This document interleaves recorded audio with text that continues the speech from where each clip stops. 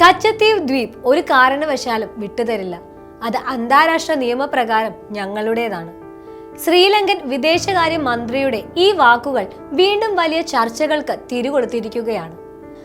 ഒരു കാലത്ത് ഇന്ത്യയുടെ ഭാഗമായിരുന്ന തമിഴ്നാടിനോട് ചേർന്ന് കിടക്കുന്ന ഈ ദ്വീപിന്റെ പേരിൽ എന്തുകൊണ്ടാണ് പതിറ്റാണ്ടുകളായി തർക്കം തുടരുന്നത്?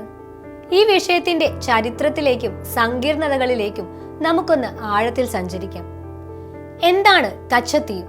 ഇന്ത്യയിലെ രാമേശ്വരത്തു നിന്ന് വെറും 19 കിലോമീറ്ററും ശ്രീലങ്കയിലെ ജാഫ്നയിൽ നിന്ന് 16 കിലോമീറ്ററും മാത്രം അകലെ പാക് കടലിടുക്കിൽ സ്ഥിതി ചെയ്യുന്ന 285 ഏക്കർ വിസ്തൃതിയുള്ള ഒരു ചെറിയ ദ്വീപാണ് കച്ചത്തീവ്. 14-ാം നൂറ്റാണ്ടിൽ ഒരു അഗ്നിപർവ്വത സ്ഫോടനത്തിലൂടെയാണ് ഈ ദ്വീപ് രൂപം കൊണ്ടതെന്ന് പറയപ്പെടുന്നു. ഇന്ന് ഇവിടെ ജനവാസമില്ല. ചരിത്രപരമായ ആ കൈമാറ്റം 1974-ലാണ് കച്ചത്തീവ് വിഷയത്തിലെ നിർണായക വഴിത്തിരിവുണ്ടായത്. അന്ന് ഇന്ത്യയുടെ പ്രധാനമന്ത്രിയായിരുന്ന ഇന്ദിരാഗാന്ധി അയൽ രാജ്യങ്ങളുമായുള്ള ബന്ധം ദൃഢമാക്കുക എന്ന നയതന്ത്രത്തിന്റെ ഭാഗമായി ശ്രീലങ്കയുമായി ഒരു സമുദ്രാതിർത്തി കരാർ ഒപ്പുവെച്ചു. ഈ കരാറിന്റെ ഭാഗമായാണ് കച്ചത്തീവ് ദ്വീപിന്റെ പൂർണ്ണ അവകാശം ഇന്ത്യ ശ്രീലങ്കയ്ക്ക് കൈമാറിയത്. 1974-നും 1976-നും ഇടയിൽ ഒപ്പുവെച്ച 4 കരാറുകളിലൂടെ ഈ കൈമാറ്റം പൂർത്തിയായി. എന്നാൽ ഈ തീരുമാനത്തെ തമിഴ്നാട് തുടക്കം മുതലേ ശക്തമായി എതിർത്തിരുന്നു. അന്നത്തെ മുഖ്യമന്ത്രിയായിരുന്ന എം കരുണാനിധി ചരിത്രപരമായി രാമനാട് രാജ്യത്തിന്റെ ഭാഗമായ കച്ചത്തീവ് വിട്ടുകൊടുക്കരുത് എന്ന് ആവശ്യപ്പെട്ട് ഇന്ദിരാഗാന്ധിക്ക് കത്തെഴുതി. പക്ഷെ ആ എതിർപ്പുകൾ കേന്ദ്ര സർക്കാർ മുഖവിലക്കെടുത്തില്ല.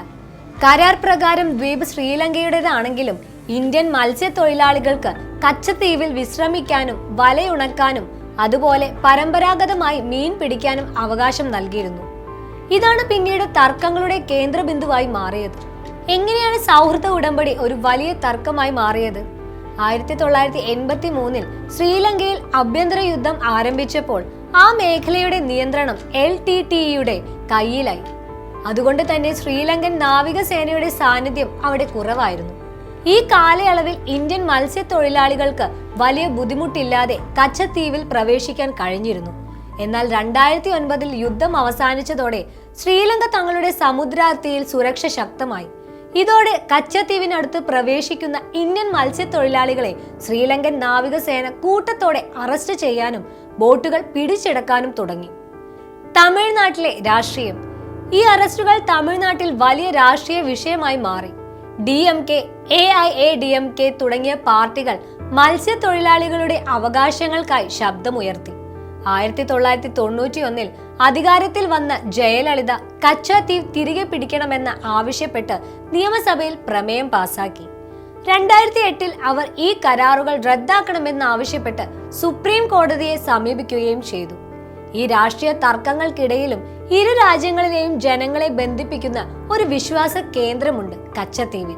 110 വർഷം പഴക്കമുള്ള വിശുദ്ധ അന്തോണീസിന്റെ പള്ളി. ഒരു തമിഴ് കത്തോലിക്കൻ നിർമ്മിച്ച ഈ പള്ളിയിലെ വാർഷിക തിരുനാളിന് ഇന്നും ആയിരക്കണക്കിന് ഇന്ത്യൻ തീർത്ഥാടകർ എല്ലാ വർഷവും പ്രത്യേക അനുമതിയോടെ ഇവിടെ എത്താറുണ്ട്. കച്ചത്തീവ് കേവലം ഒരു തുണ്ട് ഭൂമിയല്ല.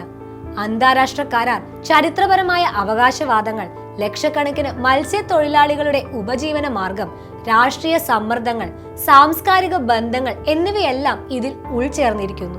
ഇരു രാജ്യങ്ങളും തമ്മിലുള്ള നയതന്ത്ര ചർച്ചകളിലൂടെ മാത്രമേ ഈ സങ്കീർണമായ പ്രശ്നത്തിന് ശാശ്വതമായ ഒരു പരിഹാരം കണ്ടെത്താനാകൂ.